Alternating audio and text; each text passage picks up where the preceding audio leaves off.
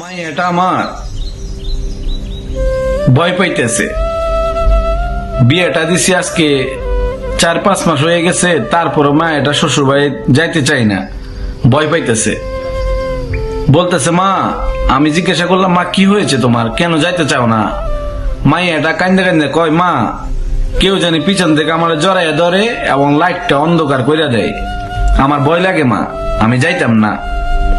চিন্তা করলাম গরিব মানুষ, অল্প বয়সে মাইয়াটারে বিয়ে দিছি, হয়তো মাইয়াটা ভয় পাইতেছে, বয়স কম এই জন্য।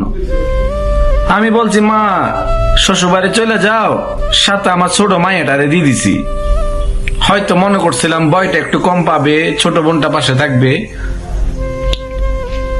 মাইয়াটা যাওয়ার 2-1 দিন পরে দুপুর বেলায় স্বামীর পাশে ছোট বোনটার রাখা সে বাইরে গেছে, ঘন্টা খানিকের জন্য কাম করতেছে, বাইরে গেছে। ফিরে আইসা দেখা মায়েটা খাটের, ছোট বোনটা খাটের নিচে পড়ে রয়েছে এলোমেলো ভাবে।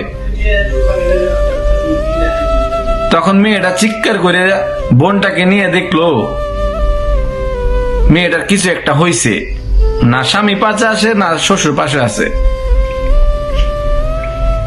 আশা করি এতক্ষণ বুঝতে পারছেন কার কথা বলছি আমি। সে সত্যমণি, সে মায়েশার মা, সে হতদরিদ্র মার এটা হাজারি, কান্নার হাজারি। আগে ভিডিওটা দেখেন আপনারা।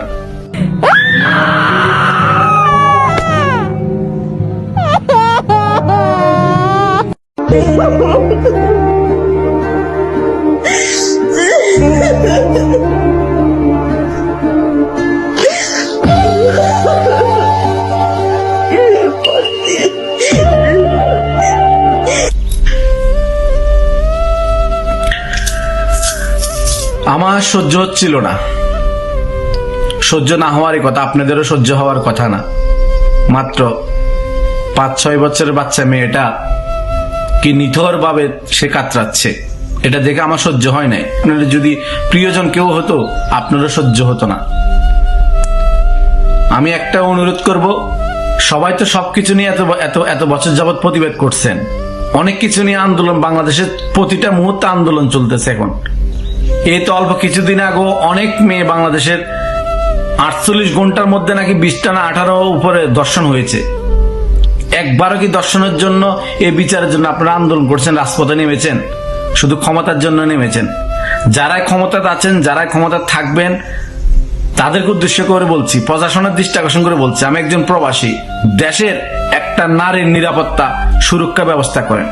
এই ধরনের নরপশুদের এমন বিচার দেওয়া হোক, এরা কোনো ধর্মের না, কোনো জাতের না, কোনো দলের না, এদের বিচার বাংলার মাটিতে এমন ভাবে করা হোক যেটা পৃথিবীর মানুষ দেখে ভয় পেয়ে যায় এবং অন্য কেউ করতে সাহস না পায়, বুক কেঁপে উঠে। তা আমি সবাইকে বলবো, যারা গার্জিয়ান আছেন সচেতন থাকবেন, কারণ কখন কে হিংস্র প্রাণী হয়ে যায় কেউ বলতে পারে না। বি কেয়ারফুল, এটা আমার মনের কথা। সবাই ভালো থাকবেন, সচেতন থাকবেন। ধন্যবাদ সবাইকে।